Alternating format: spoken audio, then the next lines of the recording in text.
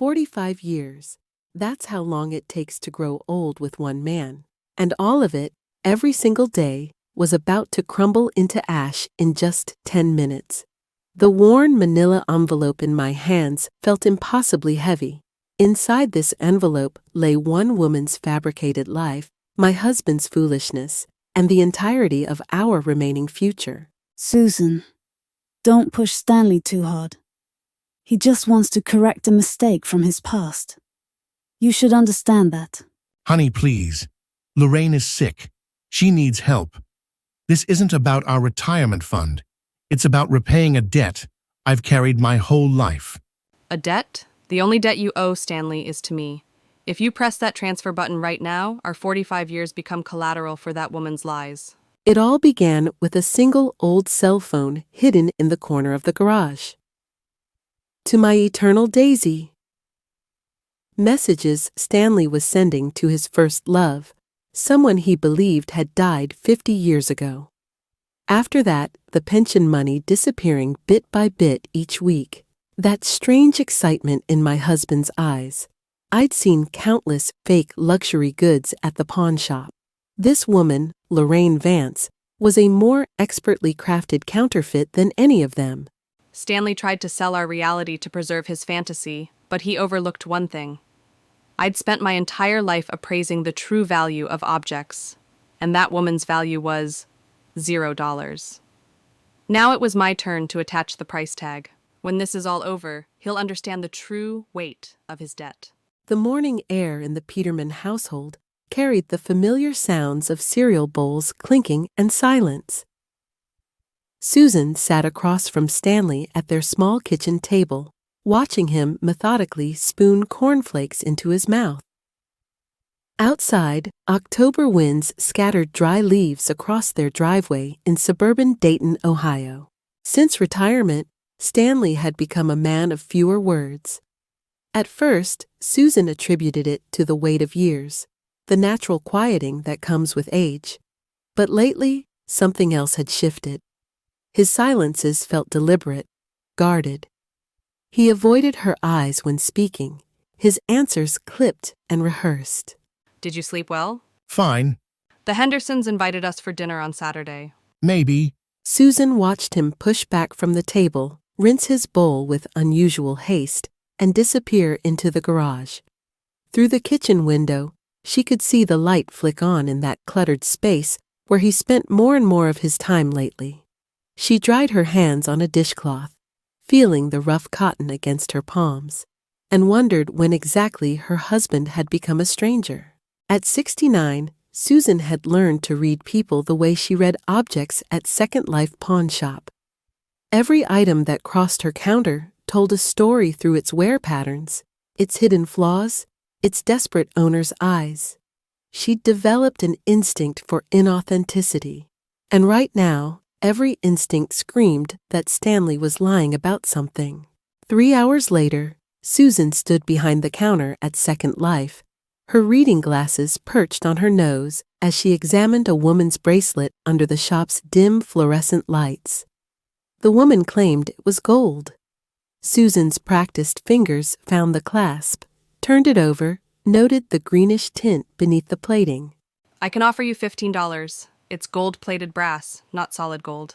But my grandmother said, Your grandmother may have believed it was gold. But what something appears to be and what it actually is are often two different things. The woman left disappointed, and Susan returned to her stool, her thoughts drifting back to Stanley. Last Tuesday, he'd claimed to be grocery shopping for 2.5 hours. He'd returned with a single bag containing milk, bread, and bananas. Yesterday, she'd heard him on the phone in the garage, his voice low and urgent, cutting off abruptly when she'd opened the door to ask about dinner. The afternoon crawled by. A teenager pawned his gaming console. An elderly man tried to sell his late wife's jewelry, tears tracking down his weathered cheeks. Susan handled each transaction with quiet efficiency, but her mind remained elsewhere, circling around the growing list of her husband's oddities. That evening, after a silent dinner of microwaved leftovers, Susan sat at their old desktop computer, while Stanley retreated once again to the garage. She logged into their joint checking account, something she hadn't done in months. Stanley handled their finances. He always had. It was an arrangement born of trust, of 45 years of partnership. The transaction history loaded slowly, line by line. Susan's finger trembled slightly as she scrolled. Nothing seemed unusual at first. Electric bill, water, property tax. Then she saw it. Every Friday for the past 8 weeks. $100. Cash withdrawal. ATM on 5th Street. $800. Gone. Stanley, who'd never properly learned to use an ATM, who always asked her to withdraw cash when they needed it, had been making regular withdrawals without telling her. Stanley? Susan called out, but only silence answered. She found him in the garage, standing beside his old Buick, phone pressed to his ear. When he saw her, his face went pale. He ended the call quickly. Just talking to Bill Henderson about the carburetor. At 9 o'clock at night? He keeps odd hours. You know Bill. Susan did know Bill Henderson. Bill went to bed at 8:30 every night without fail.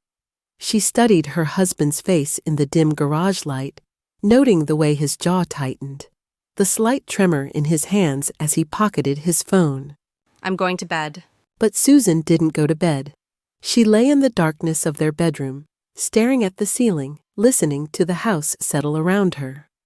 Around 11, she heard Stanley finally come inside, heard him pause outside their bedroom door before continuing to the bathroom. The toilet flushed. Water ran. His footsteps creaked toward the spare bedroom where he'd been sleeping lately, claiming his snoring kept her awake. At 1 in the morning, Susan rose. She moved through the house like a ghost, her bare feet silent on the cold floor. The garage door opened with a soft click. She flicked on the light. The Buick sat there, patient and innocent. Tool chests lined the walls. Boxes of Christmas decorations gathered dust on metal shelves. Susan didn't know what she was looking for, but 45 years of marriage had taught her where Stanley hid things. She checked the obvious places first. The glove compartment, the trunk, nothing. She ran her hands along the underside of his workbench. Nothing. She was about to give up when her fingers brushed against something taped beneath the metal toolbox. A cell phone, small, cheap, unfamiliar. A burner phone, they called them in crime shows. Susan's heart hammered as she pressed the power button. The screen glowed to life, showing a single contact saved under a name that made her blood run cold. My eternal Daisy. Susan's legs nearly gave out. She sat heavily on Stanley's work stool, the phone clutched in her shaking hands. Daisy, Lorraine Vance, Stanley's first love from before Vietnam, before their marriage, before everything. The girl who'd supposedly died of tuberculosis in 1972 while Stanley was overseas. With trembling fingers, Susan opened the messages. They scrolled endlessly, weeks of conversations. Her eyes caught fragments, each one a small knife. Finding you again is the last gift of my life. I never stopped thinking about you, Daisy. You deserved so much better than what I could give you back then. Let me help you now. Please, you're the only real thing in my world. Susan's chest tightened. The garage seemed to spin around her. For a wild moment, she considered storming into the spare bedroom, phone in hand, demanding answers. But something stopped her. Some instinct honed by years of evaluating precious objects. At the pawn shop, the most valuable items were the ones you didn't damage with hasty appraisals. You examined them carefully, methodically, gathering all the information before making your move. Scratch a genuine antique out of anger, and you destroyed its value forever. Susan forced herself to breathe slowly. She scrolled through more messages, her trained eye cataloging details. Lorraine claimed to be sick, claimed to be poor, claimed to need help with medical bills, with rent, with a cruel landlord threatening eviction. And Stanley, her foolish, romantic Stanley, was trying to save her. The messages from Lorraine were masterpieces of manipulation. She never directly asked for money. Instead, she painted pictures of her suffering, her loneliness, her regret for the life they never shared. She called him her hero, her second chance, her reason to keep fighting. Susan's hands steadied as professional detachment took over. This wasn't just an affair. This was something calculated, something designed. The question was whether Lorraine Vance was really Stanley's old flame or someone else entirely. She took photos of the messages with her own phone, dozens of them, documenting the evidence. Then she carefully returned the burner phone to its hiding place beneath the toolbox, exactly as she'd found it. She turned off the garage light and walked back through the dark house to her bedroom. Susan lay in bed, her mind racing but her body still. In the darkness, she could hear the old wall clock in the living room ticking away the seconds. 45 years of marriage, 45 years of trust.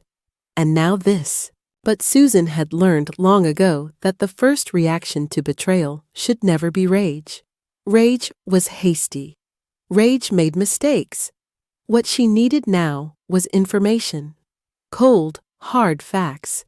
She needed to know exactly who Lorraine Vance was, what she wanted, and how far Stanley was willing to go. As dawn crept through the bedroom curtains, Susan made her decision. She would watch, she would wait. She would gather her evidence like she'd gathered it for countless suspicious items at the pawn shop. And when she finally confronted Stanley, she would do it with proof he couldn't deny. Because if there was one thing Susan knew for certain after decades of appraising other people's treasures, it was this. The truth always revealed itself if you looked carefully enough. And something about Lorraine Vance's messages felt wrong. Too perfect, too practiced. Like a cubic zirconia trying to pass for a diamond. Susan finally understood why experts could spot a fake. It wasn't just about the object itself. It was about knowing what real looked like. And after 45 years with Stanley, she knew what real love looked like. This wasn't it. The next morning arrived with a cold rain. Susan made coffee, set out cereal, and waited.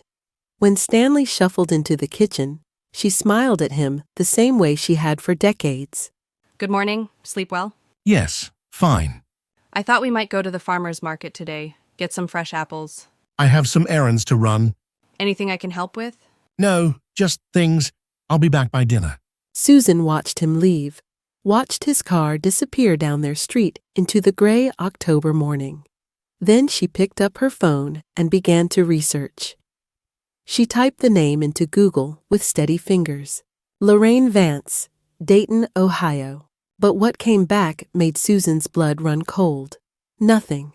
No social media profiles, no addresses, no phone listings, no obituaries from 1972. It was as if Lorraine Vance had never existed at all. Or perhaps as if she existed too well, too carefully, under a name that left no digital footprint. Susan set down her phone and looked out the window at the rain. Somewhere out there, Stanley was meeting his ghost, and Susan was going to find out exactly what kind of ghost Lorraine Vance really was. Because after 45 years of evaluating lies disguised as truth, Susan's instincts had never been wrong. This was no love story. This was a con, and her husband was the mark. The following Tuesday evening, Susan carefully staged her investigation. She pulled out their old wedding album from the hall closet, its leather cover cracked with age, and spread it across the coffee table. When Stanley came in from the garage, she was sitting there, studying a photograph of them from 1975, just 3 years into their marriage. Remember this? The company picnic at Eastwood Park. Stanley stopped in the doorway, his body tensing. Susan watched him from the corner of her eye, noting every micro-expression, every hesitation. That was a long time ago. We were so young. You still had all that dark hair. Susan turned a page, letting the moment breathe. She'd learned patience at the pawn shop. Sometimes the best way to get information was to create space for people to fill with their own guilt. I was thinking about your time before me, before we met. You almost never talk about those years. Nothing much to talk about. What about that girl you dated? The one who died. Lorraine, wasn't it? The name hung in the air like smoke. Stanley's face went pale, then flushed. He sat down heavily in his recliner. Why are you bringing her up? Just curious. You loved her, didn't you, before me? That was 50 years ago, Susan. But you still think about her sometimes. Stanley's hands gripped the armrests of his chair. For a long moment, he said nothing.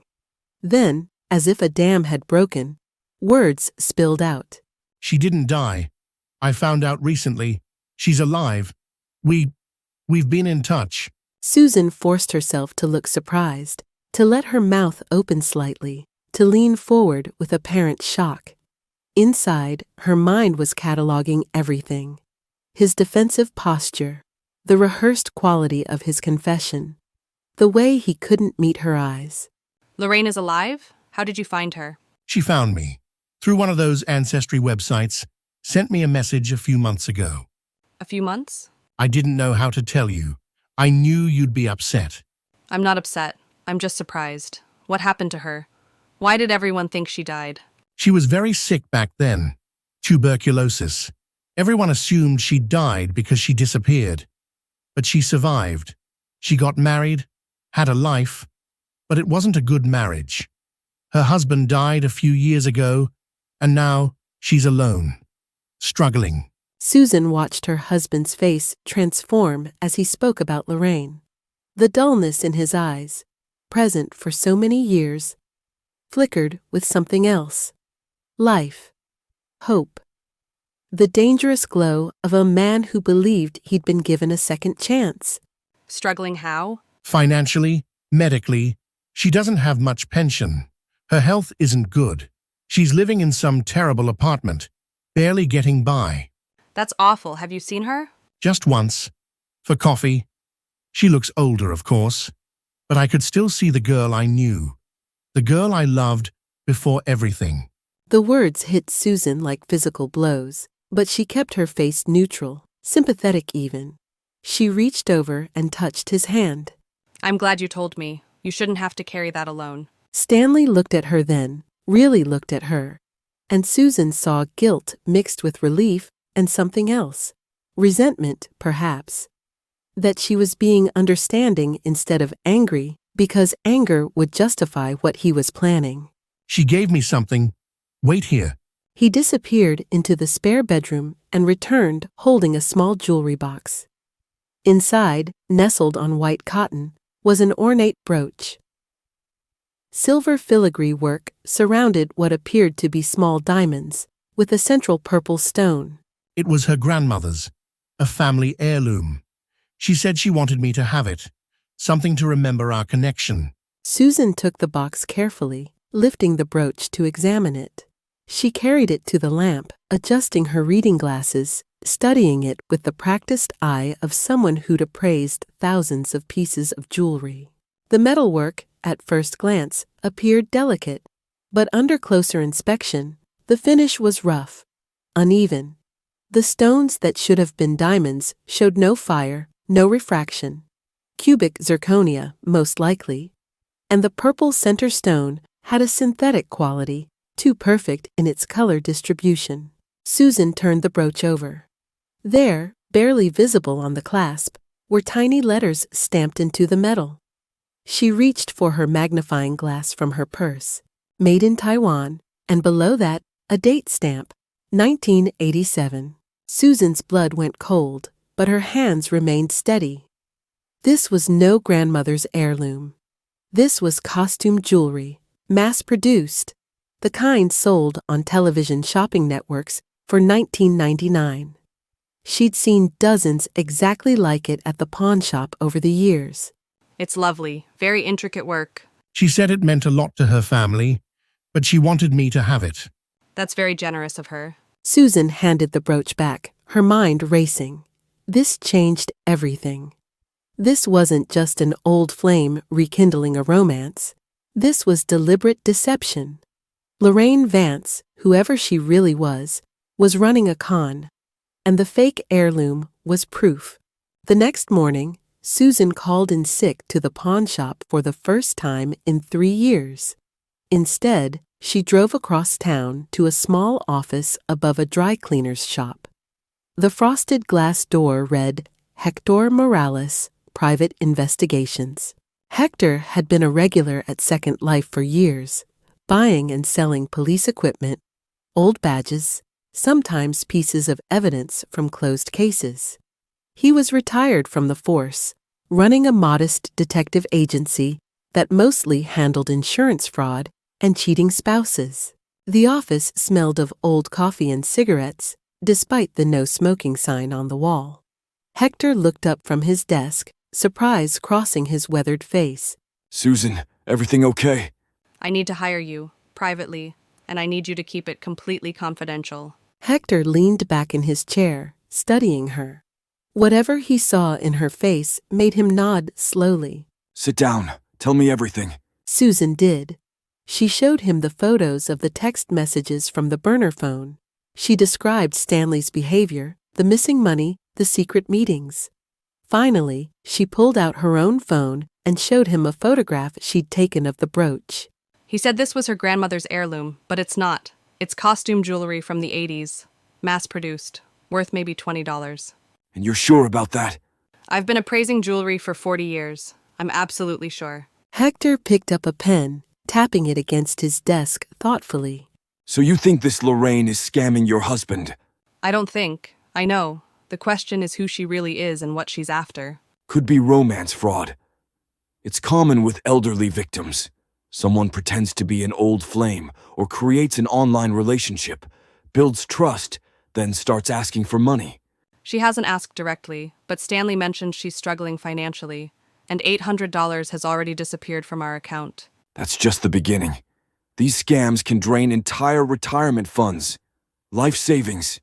I've seen people lose their homes. Susan felt her stomach clench. Their house, the modest savings, Stanley's pension, everything they'd worked for. Can you find out who she really is? I can try. But Susan, I have to ask, are you sure you want to know?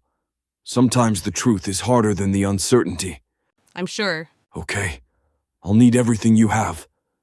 Phone numbers, email addresses, any names she's used.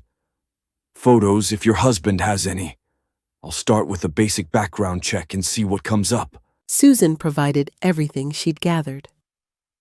Hector quoted her a fee that would require dipping into her personal savings, money she'd squirreled away from her pawnshop paychecks over the years. Money Stanley didn't know about. She agreed without hesitation. Give me a week. I'll call you at the shop, not at home. Susan drove home in a daze. The October sky had turned heavy and gray, threatening rain. She thought about the brooch, about how convincing the fake had been at first glance, about how easy it was to believe something was precious when you wanted it to be. That evening, Stanley seemed lighter, more talkative. He hummed while washing dishes. He asked about her day at the shop. He even suggested they watch a movie together, something they hadn't done in months. Susan played along, sitting beside him on the couch, watching a film neither of them really paid attention to. She wondered what he was thinking, whether he was planning his next withdrawal, whether he truly believed he was saving his lost love, or whether some part of him knew the truth and simply didn't care. 5 days later, Hector called the pawn shop. Susan, can you come to my office? I found something strange. She left immediately, her heart pounding. Hector's office felt smaller than before, the walls closing in as she sat across from him. Lorraine Vance doesn't exist, at least not in any official capacity. What do you mean? No social security number, no driver's license, no tax records, no birth certificate in Ohio or any neighboring state. No death certificate either, which would support Stanley's story about her supposedly dying. The name is a ghost. But she's real. Stanley met her. She gave him that brooch. Oh, someone's real. But they're not using their real name. I did some digging in fraud databases, ran some patterns. The MO matches a series of romance scams targeting elderly men across the Midwest over the past 20 years. Hector slid a folder across the desk. Inside were newspaper clippings, police reports, victim statements. Susan's hands trembled as she read. Chicago 2 years ago. Milwaukee 4 years before that. Indianapolis 6 years ago. Each time, a woman had approached elderly widowers or men in troubled marriages, claimed to be an old flame or created a romantic connection, then systematically drained their bank accounts before disappearing. Did they catch her? Never. She's careful. Uses different names, different backstories. By the time victims realize what happened, she's gone. New identity, new city, new victim. How much did they lose? The Milwaukee victim lost $170,000. The Chicago victim lost $215,000 plus his house. The Indianapolis man killed himself after losing everything. Susan's vision blurred. She gripped the edge of Hector's desk. We have to stop her. We need more evidence. Can you get photos, recordings, anything concrete that links this Lorraine to the other cases? I'll get them, whatever it takes. That night, Susan couldn't sleep. She lay in the darkness, listening to Stanley's muffled movements in the spare bedroom. Twice she heard his phone buzz. Twice she heard his soft responses, too quiet to make out words. In the morning, she made her decision. She would not confront Stanley yet. She would not show her hand. Instead, she would become what she'd always been, a patient, careful appraiser. She would examine every facet of this fraud. She would document every lie. And when she finally laid out the evidence, it would be irrefutable, because Susan understood something fundamental about cons. They only worked when the mark wanted to believe. Stanley wanted to believe he could reclaim his lost youth, his lost love, his lost possibilities. He wanted it so desperately that he'd willingly ignore every red flag. But Susan had spent her entire adult life distinguishing real from fake, and she was very, very good at her job. This Lorraine Vance, whoever she really was, had made one crucial mistake. She'd tried to con an expert. The game was on, and Susan had no intention of losing. Susan emptied her private savings account the next morning. $3,200 accumulated over 15 years of careful budgeting. Money she'd kept secret for emergencies. She'd never imagined this particular emergency. Hector's office felt different now, more like a war room than a detective's workspace. He'd tacked photos and timelines to a corkboard on the wall, connecting them with red string like something from a crime drama. This is what we know. 4 confirmed victims over 20 years, possibly more who never reported it out of shame. The pattern is consistent. She targets men between 65 and 75, usually with some money saved, but not wealthy enough to have sophisticated financial protections. How does she find them? Online mostly. Dating sites, ancestry websites, social media. She researches their backgrounds, finds out about old girlfriends, or creates a fictional connection. Then she makes first contact, always as someone from their past. Stanley said she found him through an ancestry site. That tracks. She probably saw his profile, did some digging, found out he'd had a girlfriend named Lorraine who disappeared in the 70s. Easy enough to fake if you know what you're looking for. Susan stared at the photos on the board. Grainy images from security cameras, police sketches, one actual photograph from a victim's phone before she'd disappeared. The woman had shoulder-length hair, sometimes brown, sometimes blonde, glasses in some photos, none in others. She could be anywhere from 55 to 70. She changes her appearance. Professional grifter. She's been doing this long enough to know how to stay anonymous. But here's the thing. I contacted the son of the Milwaukee victim. He kept everything his father had. Photos, emails, financial records.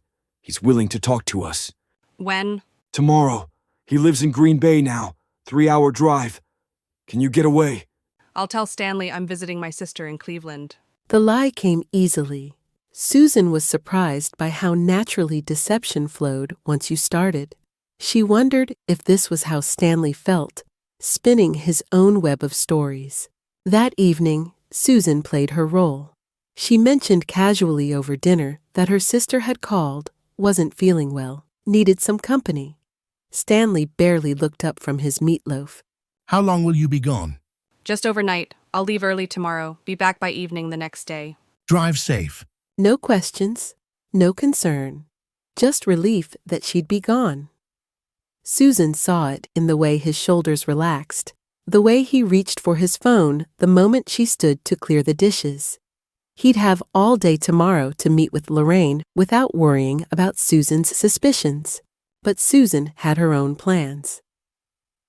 After Stanley retreated to the garage, she crept back to his hiding spot and photographed the latest messages. They'd escalated. Lorraine's landlord was threatening eviction. She needed $1,200 by the end of the week or she'd be on the street. Stanley had promised to help. Susan photographed everything, then checked their joint account on her phone. Stanley had already moved money from their savings to checking, preparing for the withdrawal. Her hands shook as she put the burner phone back in its hiding place. The drive to Green Bay took them through flat Wisconsin farmland, fields harvested bare under a gray November sky. Hector drove in silence, occasionally glancing at Susan. She stared out the window, watching the landscape blur past. You okay? I keep thinking about the Indianapolis man, the one who killed himself. That wasn't your fault. That won't be Stanley's fate. We'll stop this. Will we? What if he doesn't believe us? What if he's too far gone? Then we find another way. Legal intervention, maybe. But let's get the evidence first. Robert Chin lived in a modest ranch house on the edge of Green Bay. He was in his mid-40s, with tired eyes and the careful movements of someone who'd learned to carry grief. He led them to his dining room table, where he'd laid out everything. My father was a smart man. Engineer, worked for the same company 35 years. But after my mother died, he was lonely, vulnerable. That's when she found him. Robert spread out printed emails, bank statements, photographs. The woman in the pictures looked different from the police sketches Susan had seen. Lighter hair, rounder face, but something in the eyes was the same. A calculation masked as warmth. She called herself Margaret Ross, said she'd been his college sweetheart. My father barely remembered her. But she had details, things she could only know if she'd really known him, or if she'd done extensive research. How long did it take? 6 months from first contact to when she disappeared. She moved fast once she had his trust. First, it was small amounts, help with medical bills, then bigger emergencies, a car accident, legal troubles. Each time, my father sent money. By the time I found out, he'd given her $170,000. And she vanished. Completely. The phone number stopped working. The email bounced back. The address she'd given him was an empty lot. We tried to trace her through the bank transfers, but she'd moved the money through multiple accounts, then cashed out. Gone. I'm so sorry. My father spent his last 2 years in a state-funded nursing home. All his savings gone. He died believing he'd been too stupid to see the truth. That shame killed him as much as anything else. Robert slid a folder across the table. These are copies of everything. Bank records, emails, the police report. If she's doing this to someone else, use whatever you need to stop her. In the car on the way back, Susan clutched the folder like a lifeline. Hector drove faster than necessary, sensing her urgency. We have enough now to go to the police. Will they do anything? She's across state lines using fake names. How long would an investigation take? Months, maybe years. These cases are hard to prosecute. Stanley doesn't have months. He's already moving money. What if she convinces him to do something drastic? Sell the house? Empty his pension? Then we confront him now. Show him everything. He won't believe it. He'll think we're lying, that I'm jealous. He wants this fantasy too badly. They drove in silence for several miles. Susan watched the sun set over the Wisconsin fields, painting everything in shades of orange and red. Beautiful and dying at the same time. We need something irrefutable, something even Stanley can't deny. Like what? A confession, or catching her in the act, or finding another victim who can identify her in person. The Chicago victim is still alive. Michael Brennan. Lost $215,000 and his house, but he survived. Lives with his daughter now. Can you contact him? I can try. Susan arrived home late that night to find the house dark except for the garage light. She stood in the driveway for a moment, looking at that yellow glow spilling from beneath the door. Stanley was in there, probably on the phone with Lorraine, probably planning his next transfer. She went inside quietly, exhaustion pulling at her bones. In the bedroom, she found a note on her pillow. Stanley's handwriting, shaky and uncertain. I need to talk to you about something important. Financial matter. Can we discuss it tomorrow? Susan's heart sank. This was it. He was going to ask her to sign something. A loan application. Maybe a home equity line of credit. He needed her signature to access their real assets. She sat on the bed, the note trembling in her hands. This house, built in 1978, the year after their first child was born. Every room held memories. Her daughter's first steps in that hallway, her son learning to ride a bike in that driveway. 46 years of life compressed into walls and floors and a roof that kept them safe. Stanley wanted to gamble it all on a ghost, on a professionally crafted fantasy, on his own desperate need to believe he could go back, start over, choose differently. Susan's grief hardened into something else. Resolve. She would not let him destroy what they'd built. Not for a con artist's lie, not for anyone. The next morning, Stanley looked nervous. He'd made coffee, set out her favorite mug, even attempted toast. Susan sat across from him, waiting. I've been thinking about our financial situation. We have equity in the house, a lot of equity, and I was wondering if you'd be open to taking out a home equity loan. For what purpose? An investment opportunity, something that could improve our retirement income. What kind of investment? A business venture, small, low risk, but it needs capital to start. The lies came so easily to him now. Susan wondered when exactly her husband had learned to deceive her so smoothly. Or perhaps he'd always been capable, and she'd simply never given him reason. How much? 50,000, maybe 75. I'd need you to sign the loan documents. $75,000. Added to whatever he'd already given Lorraine. Susan felt sick, but she forced herself to smile, to nod thoughtfully. Can I think about it? Look at the details? Of course, but there's some time pressure. The opportunity won't last long. I understand. Give me a few days. Stanley's relief was palpable. He probably thought he'd already won, that she'd sign whatever papers he put in front of her, trusting him the way she always had. That afternoon at the pawn shop, Hector called. Michael Brennan will meet with us this Sunday. He's willing to testify, to identify her if we can arrange a confrontation. A confrontation? We set up a meeting. Tell Stanley you want to meet Lorraine. Make peace with the situation. She'll come if she thinks Stanley's bringing you around. Then Brennan identifies her. We present all the evidence, and the whole thing falls apart. What if she runs? We involve the police beforehand. Have them standing by. She's wanted in at least 3 states. If Brennan can positively ID her, they can make an arrest. Susan's hands gripped the phone. It was risky. If anything went wrong, if Lorraine suspected a trap, she'd disappear and Stanley would never believe the truth. But if they did nothing, Stanley would sign away everything they had. Okay, let's do it. That night, Susan lay awake, planning. She would tell Stanley she'd decided to sign the loan papers, but first she wanted to meet Lorraine. Woman to woman. Make sure this was real, this connection he claimed to have rediscovered. Stanley would protest, but if she framed it right, as acceptance rather than suspicion, he might agree. Outside, November wind rattled the windows. The first snow of the season was forecast for next week. Susan thought about winter coming, about how cold it would be without the warmth of 45 years of partnership. Even if she saved their money, saved their house, she couldn't save their marriage. That was already gone, gutted by Stanley's choices, but she could save herself. And maybe, in some small way, she could save him from his own desperate foolishness.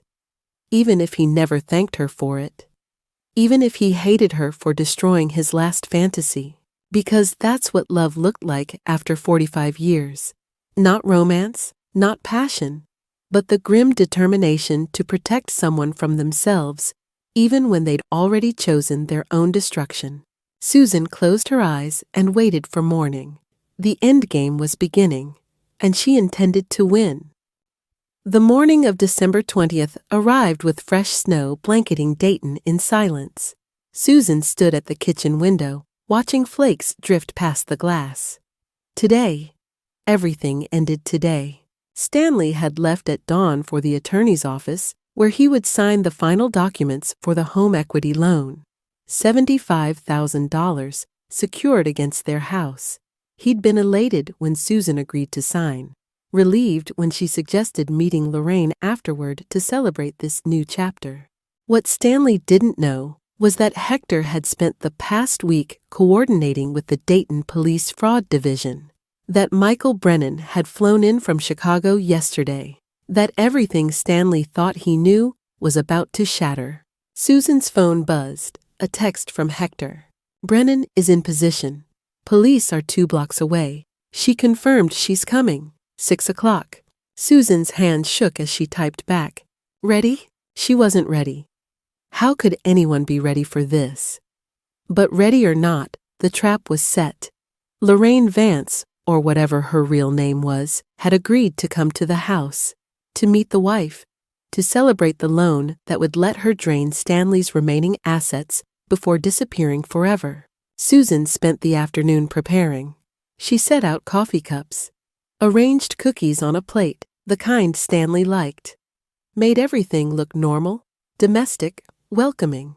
A stage set for the final act. At 4:30, Stanley's car pulled into the driveway. Susan watched him sit there for a moment, gathering himself. When he finally came inside, his face was flushed with triumph and anxiety. It's done. The loan is approved. The money will transfer tomorrow morning. That's wonderful. Is Lorraine still coming for dinner? 6 o'clock. She's excited to meet you properly, to thank you for understanding. Susan nodded, not trusting herself to speak. Understanding. As if she understood anything except that she was married to a stranger. Stanley showered and changed into his good slacks and a button-down shirt. Susan watched him fuss with his hair, trying to smooth down the gray wisps. 72 years old and primping like a teenager. It would have been touching if it weren't so tragic. The doorbell rang at exactly 6 o'clock. Stanley rushed to answer it, and Susan heard a woman's voice, warm and melodious. Stanley, darling. And this must be Susan. Susan turned from the kitchen and got her first real look at the woman who'd been dismantling her life. Lorraine Vance was shorter than Susan had imagined, with carefully dyed auburn hair and tasteful makeup. She wore a modest wool coat and carried a small purse. She looked like someone's kind aunt. Harmless, trustworthy. Susan understood immediately why men believed her. She'd crafted herself to be invisible, forgettable, safe, the perfect camouflage for a predator. Susan, I've heard so much about you. Stanley speaks of you with such respect. Please sit down. Can I get you coffee? That would be lovely, thank you. They settled in the living room, an awkward triangle. Stanley on the edge of the sofa, nervous. Lorraine in the armchair, perfectly composed. Susan in her usual spot, hands folded in her lap. I want you to know how grateful I am for your generosity, for understanding what Stanley and I mean to each other. It must have been difficult for you, all these years. You can't imagine. After my husband died, I had nothing. Stanley finding me again, it felt like providence, like I'd been given one last chance at happiness. We both were given a chance to correct the mistakes of our youth. Susan watched Lorraine's hand drift to Stanley's knee, a practiced gesture of intimacy. Stanley covered it with his own hand, his face transformed by something Susan hadn't seen in years. Hope. Stupid, blind hope. Stanley told me about your grandmother's brooch. May I see it again? I'd love to examine the craftsmanship more closely. Oh, well, I have it in the bedroom. Would you mind getting it? I think Lorraine and I should talk, woman to woman. Stanley hesitated, looking between them, but finally stood. The moment he left the room, the atmosphere shifted. Lorraine's warm smile didn't change, but something in her eyes did. A calculation. You're being very gracious about this situation. Am I? Most wives would be angry, jealous. But you understand that Stanley needs something you can't give him. The memory of who he was before life diminished him. And you can give him that? I can try. With the resources we now have available, we're planning to travel, see things we missed the first time around. Stanley deserves that much. Susan stood slowly and walked to the side table. She picked up the manila envelope Hector had prepared, thick with documents. Before Stanley comes back, I need to show you something. She opened the envelope and began laying items on the coffee table. Lorraine's expression didn't change, but Susan saw her spine stiffen. This is Margaret Ross, from Milwaukee. You drained Robert Chen's father of $170,000 6 years ago. Susan placed a photograph. This is Patricia Winters, from Chicago. You took $215,000 from Michael Brennan and his house. Another photograph. This is Elizabeth Crane, from Indianapolis. James Martinez lost everything to you. He killed himself. Susan laid out bank statements, police reports, victim testimonies. The evidence piled up on the coffee table like a funeral pyre. I don't know what you think you found, but this is ridiculous. Stanley! Stanley appeared in the doorway, the brooch box in his hand, confusion on his face. What's going on? Stanley, I need you to look at these documents, all of them. Before you say anything, just look. This is absurd. I'm leaving.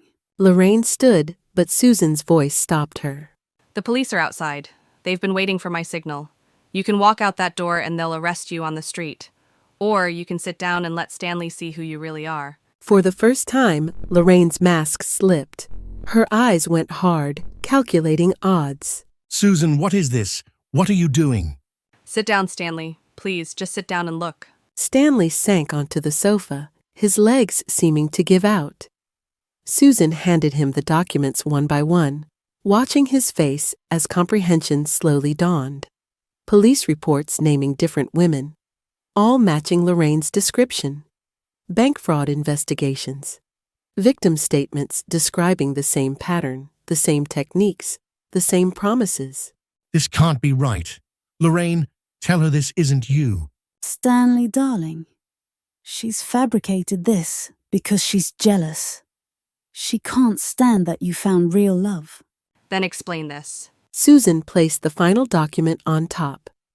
The television shopping catalog from 1987 with the brooch circled in red. Grandmother's heirloom for only $19.99. Order now. Stanley stared at it, turned it over, looked at Lorraine with something breaking behind his eyes. You said this was your grandmother's. It was. That catalogue must be wrong. Or it's a similar piece. It's not similar. It's identical, right down to the Taiwan stamp on the back. I checked. I'm very good at identifying fakes, Stanley. It's what I do for a living. The doorbell rang. Susan crossed to answer it, and Hector entered with a silver-haired man in his 70s. Stanley, this is Michael Brennan, from Chicago. Michael looked at Lorraine, and his face went pale. That's her. That's Patricia. Oh God, that's her. I've never seen this man before in my life. You took everything from me. My savings. My home. You told me we'd travel together, start a new life. Then you vanished. $215,000. Gone. Lorraine, tell them they're wrong, please. But Lorraine's mask was fully gone now. She looked at Stanley with something like pity. You were always going to be an easy mark, Stanley. Lonely. Guilty about your boring life. Desperate to believe someone still saw you as special. You made it almost too easy. I loved you. You loved a memory. I just gave it a face and a price tag. Hector stepped forward. The police are outside. You can come with me quietly, or I can call them in. Your choice. For a moment, Susan thought Lorraine might run. Her body tensed, her eyes darted to the door. But then she seemed to deflate, recognizing the trap had closed completely. I want a lawyer. You'll get one. Let's go. Hector led Lorraine to the door, where 2 police officers waited. As they handcuffed her, one officer pulled a plane ticket from her purse. Costa Rica. Tomorrow morning. One way. Stanley made a sound, somewhere between a gasp and a sob. Susan watched them take Lorraine away, watched the police car's lights flash red and blue against the fresh snow. Then she closed the door and turned to face her husband. Stanley sat on the sofa, the documents scattered around him, the fake brooch still in his hand. He looked smaller somehow, diminished. His face was gray. How long have you known? Since I found the phone in the garage, 2 months ago. You've been investigating me, spying on me. I've been trying to save you from yourself, from her. I don't need saving. I needed to feel alive again. Do you understand that? After all these years of being invisible, of being nobody, she made me feel like I mattered. You always mattered, Stanley. Not to you, not really. When was the last time you looked at me the way you did in those old photographs? When was the last time I was anything more than furniture in this house? The words hit Susan like fists, because there was truth in them, painful truth. They'd become comfortable strangers, going through motions. But that didn't justify this. It didn't excuse what he'd almost done. So you were going to give her our house? Everything we built? Because I stopped looking at you a certain way? I was going to start over, with someone who wanted me. Not the money, not the stability, me. She wanted the money, Stanley. Only the money. She never wanted you. Stanley crumpled then, his face collapsing into his hands. His shoulders shook with sobs that sounded like they were being torn from somewhere deep inside. Susan stood watching, feeling nothing. No sympathy, no anger, just a vast, echoing emptiness. Michael Brennan, still standing awkwardly by the door, cleared his throat. Mr. Peterman, I'm sorry you had to learn this way, but your wife saved you. My children won't speak to me. I lost everything, including their respect. You still have a chance. Don't waste it. He left quietly, Hector following with a nod to Susan. Then it was just the 2 of them in the silent house. Stanley crying, Susan standing. The wreckage of 45 years scattered on the coffee table.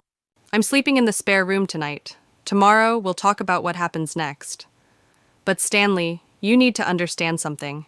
The man I married wouldn't have done this. I don't know who you are anymore, and I don't know if I want to. She walked to the bedroom, collected her pillow and a blanket, and closed herself in the spare room. Through the thin walls, she could hear Stanley still crying in the living room. She lay down in the darkness, staring at the ceiling. Outside, snow continued to fall, covering everything in white, erasing tracks, making the world clean again, at least on the surface. But Susan knew better. Some stains went too deep to cover. Some breaks couldn't be mended. She'd saved their money. She'd saved their house. She'd even saved Stanley from his own foolishness. But she couldn't save their marriage. That had died the moment he'd hidden that phone in the garage. The moment he'd chosen a beautiful lie over an uncomfortable truth. Susan closed her eyes and waited for morning. Tomorrow would bring new decisions, new plans, a new life, probably. But tonight, she was simply tired. Tired of being the strong one. Tired of protecting someone who didn't want protection. Tired of being right. In the living room, the wall clock ticked on, marking time. The same clock that had watched them build a life together, raise children, grow old. It would keep ticking long after they were gone, indifferent to human drama, measuring out seconds that added up to years, to lifetimes, to everything and nothing at all. And somewhere in a police station, Lorraine Vance sat in a cell, already planning her next move. Because women like her always had a next move. Always had another name, another story, another lonely man desperate to believe he was special. But that wasn't Susan's problem anymore. She'd done what she came to do. The rest was up to Stanley, and Susan was done carrying his weight. The morning after arrived with pale winter sunlight streaming through frost-covered windows. Susan woke in the spare room, her body stiff from the unfamiliar mattress. For a moment, she forgot where she was. Then memory flooded back, heavy and cold. She found Stanley still on the living room sofa, asleep in his clothes, the fake brooch lying on the floor where it had fallen from his hand. The documents were scattered across the coffee table like evidence at a crime scene, which Susan supposed they were. She made coffee in the silent kitchen. The familiar ritual felt strange, as if she were performing it in someone else's house. Stanley stirred when the coffee maker beeped, sitting up slowly, his face haggard. Susan? There's coffee? He stood, joints creaking, and shuffled to the kitchen. They sat across from each other at the table where they'd shared thousands of meals. The distance between them felt infinite. What happens now? I've already spoken to my attorney. I'm filing for legal separation of assets. The house, the accounts, everything will be divided or placed solely in my name. You're divorcing me. No, I'm protecting myself. You've shown me you can't be trusted with our financial security, so I'm removing your access to it. I would never have actually let her take everything. I would have stopped it. When? After she'd drained the house equity? After she'd cashed out your pension? She had a one-way ticket to Costa Rica, Stanley. She was leaving tomorrow, with everything. Stanley's hands trembled around his coffee mug. He looked old suddenly. Not just elderly, but ancient, hollowed out. I'm sorry. I know, but sorry doesn't undo it. Sorry doesn't restore trust. Sorry is just a word people say when they've already destroyed everything. What do you want from me? I want you to live here quietly. I want you to attend counseling. I want you to accept that you almost cost us everything we'd built over 45 years. And I want you to understand that things will never be the same between us. Stanley nodded slowly, tears tracking down his weathered cheeks. Susan felt nothing watching them fall. The part of her that would have comforted him, reached for his hand, whispered reassurance, had been carved out and discarded. Over the following days, Susan moved through the mechanics of separation with the same efficiency she brought to appraising jewelry. Attorney meetings, bank appointments, paperwork signed and filed. By the end of the week, the house was in her name alone. The savings account, the checking account, everything secured. Stanley signed everything without protest. He'd become a ghost in his own house, drifting from room to room, barely eating. Twice Susan found him crying in the garage. Once she heard him on the phone with their daughter, trying to explain what had happened, his voice breaking with shame. Susan felt no satisfaction in his suffering, but she felt no guilt either. He'd made his choices. These were the consequences. 2 weeks after the confrontation, Hector called. Lorraine's real name is Patricia Ann Morrison. She's been running cons since the late 90s. They're charging her with fraud in 4 states. With the evidence we gathered and Brennan's testimony, she's looking at 15 to 20 years. Good. There's something else. The DA's office wants to know if you'd be willing to speak about elder fraud, how you caught it, what signs people should look for. They're putting together a prevention program. I'll think about it. But Susan already knew her answer. She'd spent weeks feeling powerless, watching her husband slip away into fantasy. Now she had power, knowledge, experience. Why shouldn't she use it? 3 weeks later, Susan stood in front of 40 people at the Dayton Community Center. Mostly elderly, mostly alone. They looked at her with cautious hope. These survivors and potential victims. My name is Susan Peterman. 7 weeks ago, I discovered my husband was being scammed by a woman pretending to be his first love. She'd already taken $800. She was planning to take $75,000 more. I stopped her, and I'm here to tell you how. For the next hour, Susan talked about the warning signs, the sudden secrecy, the financial irregularities, the 2 perfect stories that appealed to loneliness and regret. She showed them the fake brooch, explained how to spot costume jewelry masquerading as heirlooms. She talked about verifying identities, questioning sudden reconnections, protecting assets. When she finished, the questions came in a flood. A woman whose brother had sent money to an online sweetheart.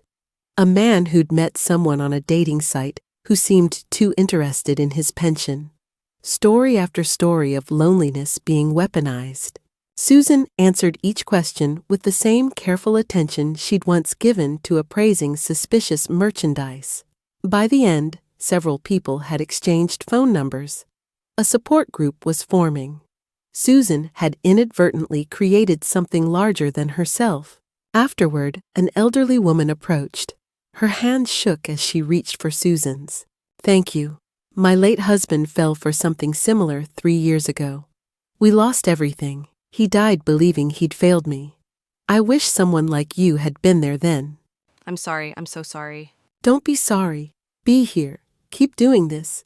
You're saving lives." Driving home through February slush, Susan felt something unfamiliar stirring in her chest. Not happiness exactly, but purpose, meaning.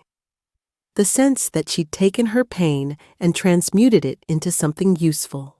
She returned to a house that felt less like home than ever. Stanley was in the spare bedroom, where he spent most of his time now. The master bedroom was Susan's alone. They ate meals separately, passed each other in hallways like polite strangers. Susan didn't know if this arrangement would last, didn't know if she wanted it to. But for now, it was enough. She had her security, her independence, her dignity intact.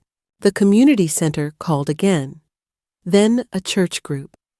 Then a senior citizens organization. Word spread. The woman who'd caught the con artist. The wife who'd saved her husband. Could she speak? Could she teach? Could she help? Susan said yes. Again and again she said yes. By March, she'd spoken to over 200 people. She'd helped 3 individuals identify active scams. She'd compiled a resource guide that local police were distributing. She'd become, improbably, an expert in something she'd never wanted to understand. One evening, Susan stood in front of her bathroom mirror, examining her reflection. The same steel gray hair, the same lines around her eyes. But something had changed. She stood straighter, looked directly at herself without flinching. The woman in the mirror wasn't a victim, wasn't a betrayed wife, wasn't someone to be pitied. She was someone who'd fought back, who'd won, who'd taken her worst moment and forged it into armor. That night, Stanley knocked on her bedroom door. The first time in weeks he'd initiated contact. Can we talk? Come in. He sat on the edge of her bed, keeping distance between them. His hair was uncombed. He'd lost weight. He looked diminished. I've been going to the counseling, like you asked. Good. The therapist says I was trying to escape from getting old, from feeling invisible, from facing my own mortality. She says I chose fantasy over reality because reality was too painful. That sounds about right. I destroyed us. I know that, and I don't expect forgiveness, but I want you to know I see it now. What I did, what I almost did, and I'll spend whatever time I have left trying to make it right. You can't make it right, Stanley. Some things can't be fixed. They can only be survived. Then I'll survive it. Here, if you'll let me, or somewhere else, if that's what you need. Susan looked at him. This man she'd spent most of her life with, who'd fathered her children, who'd sat beside her at countless dinners, movies, family gatherings. He was familiar and foreign at once, a stranger wearing her husband's face. You can stay, under the current arrangement. Separate bedrooms, separate finances. You attend therapy. You don't contact any dating sites, ancestry websites, or social media. You live quietly, and you don't ask me for trust you haven't earned back. Thank you. Don't thank me. This isn't kindness. It's practicality. I don't want to uproot my life any more than you've already forced me to. But Stanley, understand this. We're not a couple anymore. We're roommates. And if you ever do anything like this again, I won't save you. I'll let you fall. I understand. He left, closing the door quietly behind him. Susan lay back on her bed, staring at the ceiling. She didn't feel good about the conversation. Didn't feel much at all. Just tired. Always so tired these days. But exhaustion wasn't defeat. It was the price of survival, and Susan had learned she was willing to pay it. The following week, Susan stood in front of her largest audience yet. A regional conference on elder fraud, over 300 attendees. She'd been asked to give the keynote speech. Her hands didn't shake anymore when she held the microphone. I spent 40 years appraising objects at a pawn shop, learning to distinguish real from fake, genuine from counterfeit, and I thought I was good at it. Then I discovered I couldn't recognize the fake right in my own home, the elaborate con being played on my husband, the fantasy masquerading as love. She showed them Patricia Morrison's mugshot, explained the techniques, the emotional manipulation, the careful research, the patient grooming, the escalating requests, the planned escape. But here's what I want you to remember. It's not about being smart or stupid. Con artists don't target intelligence. They target loneliness. They target regret. They target our human need to believe we still matter, that our best years aren't behind us, that we deserve one more chance at happiness. And in a society that makes elderly people feel invisible, those needs are everywhere. These scams work because we've created the perfect conditions for them. The audience sat in silence. Then, slowly, applause began. It built and built until Susan had to blink back unexpected tears. Afterward, a woman from a national elder advocacy group approached. "We'd like to hire you as a consultant. We're developing training materials for caregivers, family members, potential victims. Your expertise would be invaluable. We can't pay much, but it would be steady work. Important work." I already have a job at a pawn shop. Maybe it's time for a new chapter. Susan thought about Second Life Pawn Shop. The dim lights, the cluttered shelves, the desperate people pawning their treasures.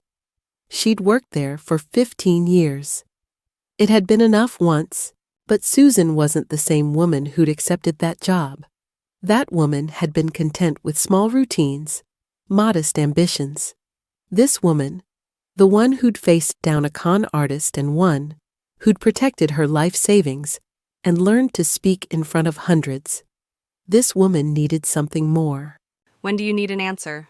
Take your time, but Susan, you have a gift. Don't waste it counting other people's valuables. Use it to help them protect their own. That night, Susan sat at her kitchen table with a cup of tea and her thoughts. Through the wall, she could hear the television in Stanley's room. Some game show, the audience laughter hollow and distant.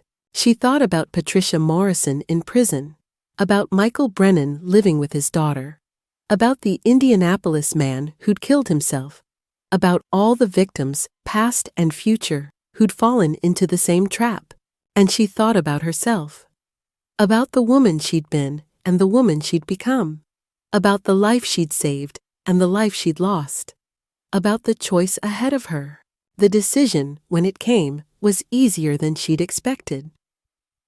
In the morning, she called Second Life Pawn Shop and gave her 2 weeks' notice. Then she called the advocacy group and accepted their offer. Some things were worth more than their appraised value. Some purposes transcended price tags. Susan had spent decades evaluating other people's collateral. Now she was finally claiming her own. Spring came early that year. By April, green shoots pushed through the last remnants of snow. Susan started her new job, traveling to conferences, developing curricula, training social workers and caregivers to spot the signs she'd learned too late. Stanley remained in the house, a quiet presence she'd learned to navigate around.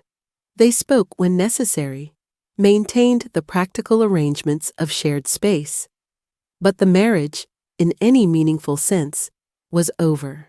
They both knew it. Neither mentioned it. One Saturday in May, Susan drove past Second Life Pawn Shop on her way to a speaking engagement. The shop looked smaller than she remembered, darker. She felt a pang of nostalgia, then drove on. That chapter was closed. Her phone rang. Another organization requesting her time. Another opportunity to transform her pain into protection for others. Susan answered, her voice steady and sure. This is Susan Peterman. Yes, I'm available. Let's discuss the details. In the rearview mirror, the pawn shop disappeared. Ahead, the road stretched into uncertain terrain. But Susan had learned something crucial in the past 6 months. She didn't need certainty. Didn't need security in the form of a steady marriage or a comfortable routine. She needed purpose. She needed to matter. She needed to know that her worst experience had value beyond her own suffering. And she had that now. Finally, completely, she had that.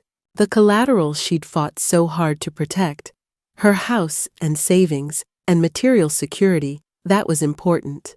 But the real collateral had been herself, her dignity, her autonomy, her right to a life defined by her own choices. Stanley had tried to gamble all of it away, but Susan had placed the final bet. And she'd won. Not her marriage, not her old life, but something more valuable. Herself, whole, independent, unbroken. The spring sun warmed her face through the windshield. Susan drove on, toward whatever came next, and for the first time in 45 years, the uncertainty felt like freedom. Thank you for listening to this complete audiobook. If this story touched you, please subscribe and like this video to support more quality audiobook content. Share your thoughts in the comments. What would you have done in Susan's position? How do we protect the vulnerable without removing their autonomy? Hit the bell for notifications about our next story. Until then, remember that the most valuable things in life can't be appraised by others. Only you know your true worth. Thank you for being part of our audiobook community.